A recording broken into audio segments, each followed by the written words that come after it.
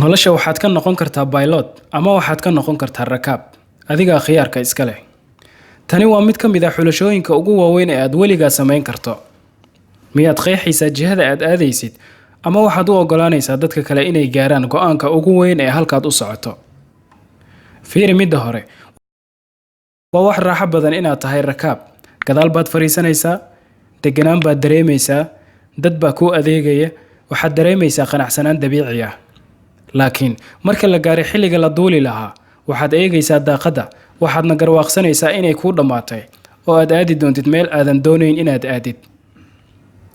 Markaa waxaad bilaabaysaa eedeynta dadka kugu xeeran, eedeynta dadka go'aanadaas adiga kuu qaadaya, eedeynta dadka ay tahay inay qaadaan mas'uuliyadda halka aad ku dambayn doonto.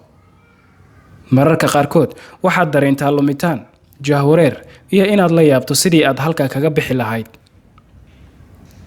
daqiiqadaas isla waqtigaas waxaad heshay ikhtiyaarkan muhiimka ah ee aad ku dooranayso inaad bedelato kuraasta, kadibna aad qabato steerinka si aad u bilowdid inaad noloshaada hagtid. Ma waxaad sii ahaan lahayd rakaab, mase steerinka ayaad qaban lahayd oo noloshaada baad hagi lahayd? Ogowna, labada ma wada noqon kartid. Hadda adigan daawanaya muuqaalka, midkeed tahay, ma pilotka mase rakaabka? Nabadgelyo.